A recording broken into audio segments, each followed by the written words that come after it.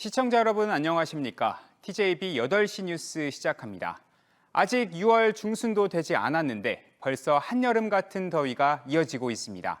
오늘 대전의 낮 기온이 32도 가까이 올라가는 등 2년보다 빨리 찾아온 무더위에 온열 질환자도 속출하고 있습니다.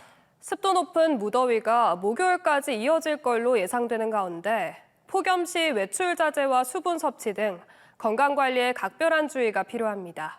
김소영 기자의 보도입니다. 오전임에도 강한 해가 내리쬐는 금산의 한 마을. 한낮 더위를 피해 이른 시간부터 나와 시작한 밭일이지만 흐르는 땀은 멈출 줄 모릅니다. 다른 해보다는 좀 더운 것 같아요. 바로 나와도 이렇게 막 수건이 젖을 정도로 막 땀이 많이 나요. 근처 무더위 쉼터에는 더위를 식히기 위해 모인 동네 주민들로 북적입니다. 더우니까 이렇게 더위를 피해서 그냥 노인당 여기 시원하게 이렇게 앉아서 놀면서 선풍기 시원하게 틀고 앉아서. 어제 대전은 낮 최고 기온이 평년보다 4도가량 높은 31.9도까지 올라 올해 들어 가장 더운 날씨를 기록했습니다. 이른 더위는 고기압 가장자리를 따라 따뜻한 공기가 유입되고 맑은 날씨가 이어지면서 일사량이 늘어난 영향으로 분석됐는데 습한 공기까지 최근 지속적으로 유입되면서 체감온도는 더욱 높겠습니다. 올해 현재까지 대전과 세종, 충남 지역 온열 질환자도 지난해보다 10여일 빨리 시작됐고 지난해 같은 기간보다 2배 늘었습니다. 습도 높은 더위는 모레까지 이어질 전망입니다. 목요일까지 고기압 영향권에서 충남 내륙을 중심으로 낮 최고 기온이 30도 내외로 오르면서 덥겠으나 금요일에 비가 내리면서 낮 최고 기온은 평년과 비슷하겠습니다. 무더운 시간 야외 활동을 자제하고 온열 질환 의심 증상이 나타나면 119에 신고하거나 즉시 시원한 곳으로 이동해 수분을 섭취해야 합니다. TJB 김소영입니다. 대전시가 야외 활동이 늘어나는 여름철을 맞아 중증 열성 혈소판 감소 증후군, SFTS 등 진드기 매개 감염병에 대한 각별한 주의를 당부했습니다. 시는 SFTS의 경우 예방 백신과 치료제가 없어 긴 소매옷과 긴 바지를 입어 피부 노출을 최소화하고 진드기 기피제를 사용하는 등 예방 수칙을 철저히 지켜야 한다고 강조했습니다. 최근 대전에서는 농작업을 하던 50대 남성이 진드기에 물려 SFTS에 감염돼 사망한 사례가 보고되는 등 시민들의 경각심이 필요한 상황입니다. 이재명 정부 출범과 함께 충청권에서 누가 요직에 기용될지 지역민들의 관심이 집중되고 있습니다. 강훈식 비서실장을 중심으로 조승래, 문진석, 박수현 의원 등이 내각과 대통령실 참모진 후보로 이름을 올리고 있습니다. 지역 인사 등용이 충청 현안 해결의 속도를 높일 수 있을지 주목됩니다. 서울지사에서 이재곤 기자가 취재했습니다. 이재명 정부 출범과 함께 임명된 강훈식 비서실장. 아산에서만 내리 3선을 한 차세대 젊은 피입니다.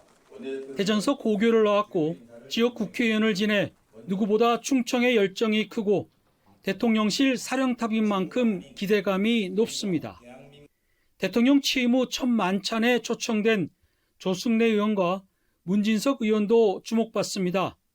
대전 유성갑 3선 의원으로 캠프 공보단장을 맡아 이재명의 입으로 활약한 조승래 의원은 신친명계 핵심으로 비록 고사했지만 원내대표 물망에 오르는 등 당내 중심축으로 자리 잡았습니다.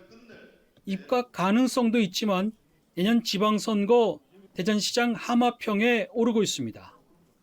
천안갑 재선인 문진석 의원은 이 대통령과 어려운 시절 함께했던 원조 친명 7인의 멤버로 도당 위원장을 맡아 충남 지역 선거 승리를 이끌었습니다. 국회 국토위 간사를 지내 국토교통부 장관 유력 후보로 거론됩니다. 중요 요직에 충청권의 인사가 얼마나 많이 들어가 있냐에 따라서 그동안에 우리 밀린 숙제를 얼마나 빨리 해결할 수 있느냐 이제 이런 것이 달려있기 때문에 당진 지역구 3선인 어기구 의원은 국회 농해수 위원장으로 농정 전문성이 높아 농림축산식품부 장관 물망에 올랐습니다. 선대위 대변인과 홍보부단장으로 활약한 공주부여 청량 재선의 박수현 의원도 대중적 소통과 풍부한 네트워크의 강점으로 문체부 장관 기용 가능성이 주목됩니다. 이 대통령의 경제 자문으로 세종과 국회의원을 지낸 홍성국 민주당 최고위원은 금융당국 수장으로 거론되고 먹사니즘 정책 설계자로 알려진 대전 출신의 주형철 전 청와대 경제보좌관도 입각 후보군입니다. 이재명 정부의 조각은 이번 주 인수위 역할을 할 국정기획위원회 출범과 정부 부처 재편 논의가 이뤄진 뒤에야 가능할 전망입니다. 충청인들이 지역 출신 인사 등용을 바라는 이유는 한 가지입니다. 지역 발전에 도움이 될까 싶어서인데 그만큼 이재명 정부에 거는 기대감도 높습니다. TJB 이재곤입니다. 태안화력발전소에서 발생한 고 김충현 씨 사망 사고와 관련해 경찰과 노동당국이 본격적인 수사에 나섰습니다. 충남경찰청은 김 씨가 수공구를 만드는 작업 도중 작업복이 공작기계 안으로 말려 들어가며 숨진 것으로 파악하고 원청과 하청업체의 업무상 과실치사 위반 혐의 등을 조사하고 있습니다. 노동당국은 15명의 근로감독관을 태안화력발전소에 파견해 김 씨가 수공구 작업을 하게 된 과정 전반을 중점적으로 살펴보며 중대재해처벌법과 산업안전보건법 위반 여부 등을 파악하고 있습니다. 어제 태안화력발전소 내 옥내 저탄장 공사 현장에서 50대 노동자가 쓰러져 병원으로 이송된 사고와 관련해 고 김충현 사망사고 대책위원회가 한국서부발전의 진상규명과 재발방지 대책을 촉구했습니다. 대책위는 입장문을 통해 작업 중 쓰러진 노동자가 여전히 의식이 돌아오지 않는 상황이라며 발전소의 안전보건 관리를 총괄적으로 책임져야 할 한국서부발전이 연이은 재해의 심각성을 인정해야 한다고 목소리를 높였습니다. 비 오는 날 운전할 때 평소보다 차가 잘 멈추지 않는 느낌 받으신 적 있으십니까? 특히 장마철에는 이런 현상이 더 심해지는데 타이어가 마모된 상태라면 제동거리가 더 길어지고 심할 경우 차가 미끄러지면서 아예 방향을 잃을 위험도 커집니다. 박범식 기자가 실험을 통해 직접 확인했습니다. 비가 온 것처럼 젖은 도로, 시속 80km를 달리던 차량이 급제동을 겁니다. 새 타이어를 장착한 파란 차량은 약 35m에서 멈춰섭니다. 마모된 타이어를 낀 빨간 차량은 물 위를 떠다니듯 미끄러지더니 55m를 넘겨서야 정지합니다. 2배 가까운 제동거리 차이, 사고를 생각해보면 치명적인 결과입니다. 이번엔 젖은 곡선 구간, 시속 90km로 달리는 파란 차량은 차선을 따라 부드럽게 빠져나갑니다. 빨간 차량은 차량이 제어되지 않는 듯 중심을 잃고 차선 바깥쪽으로 이탈합니다. 마모가 된 타이어 같은 경우에는 제가 생각했던 것보다 훨씬 더 먼 거리에서 정차를 하게 됐고요. 그리고 선회를 할 때는 제가 생각했던 경로를 훨씬 더 많이 벗어나면서 운전하는 제가 약간 위협적일 정도로 많이 미끄러웠고 또 물 위로 떠간다는 느낌이 들었습니다.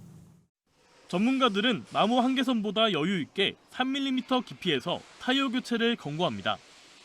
100원짜리 동전을 홈에 끼워 갓 위쪽이 보이면 교체식입니다. 한여름 공기압을 낮춰야 한다는 잘못된 상식도 위험을 키웁니다. 접지면이 넓어져 타이어가 과열되기 쉽기 때문인데 운전석 아래쪽에 적힌 적정 공기압을 지키는 것이 중요합니다. 여름철에 타이어 공기압을 낮추시게 되면 타이어 접지 면적이 많아지게 돼서 타이어 열이 많이 발생하게 됩니다. 일반적으로 타이어 열이 많이 발생하게 되면 차의 제동 성능이라든지 타이어의 한계 성능이 좀 많이 떨어지게 됩니다.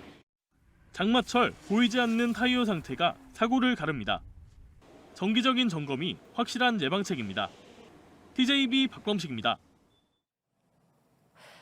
대전과학산업진흥원 디스텝의 청사 이전을 두고 대전 지역 과학계가 기관 정체성 훼손 우려를 제기하며 강하게 반발하고 나섰습니다.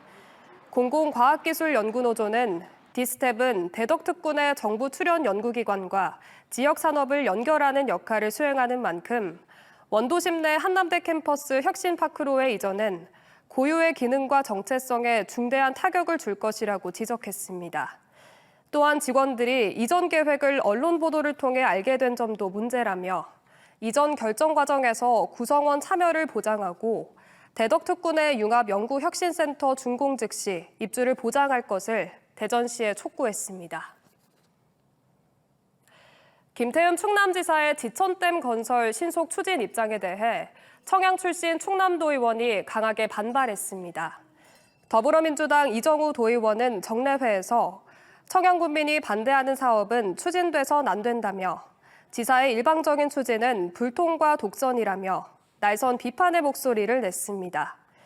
이 의원은 지천댐 문제는 새 정부와 원점부터 논의하고 공정한 과정을 거쳐야 한다며 주민의 목소리를 경청하며 대화에 나서달라고 촉구했습니다.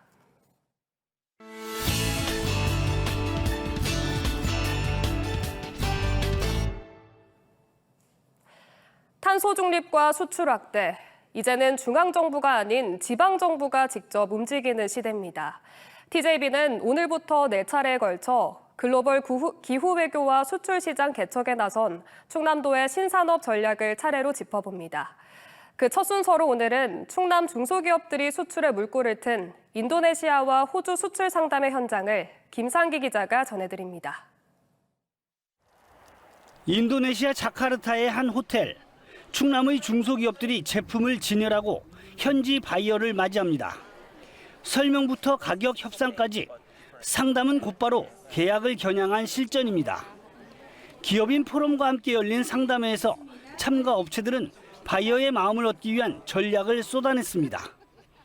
실질적으로 환경을 많이 쓰고 있는 입장에서 이 친환경에 대해서 관심이 있을까라는 것에 대해서 약간의 걱정과 우려를 하고 오긴 했는데 실질적으로 와보니까 오히려 약이 없기 때문에 필요하다라는 얘기를 많이 들어서 충남도는 사전에 현지 바이어 정보를 공유하고 참가 기업은 맞춤형 전략으로 철저히 준비했습니다.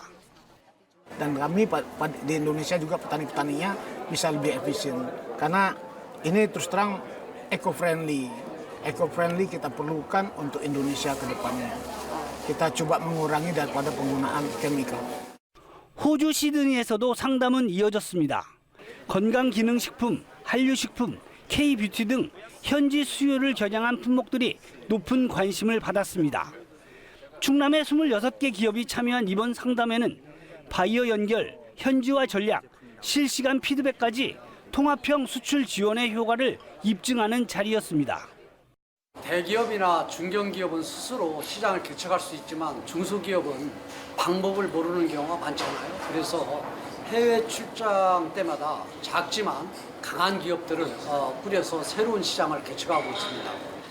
두 나라에서 체결된 수출 양해각서는 1,800만 달러, 우리 돈 약 252억 원 규모로 현지 진출과 확장 가능성을 확인했습니다.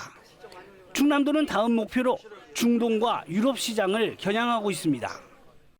이번 상담회는 현지 바이어와 직접 연결되고 유통 채널까지 이어진 실질적인 수출의 자리였습니다. 충청남도는 앞으로도 기업별, 지역별 맞춤 전략을 통해 해외 진출 도내 중소기업의 지원을 계속해 나갈 계획입니다. 인도네시아 자카르타에서 TJB 김상기입니다.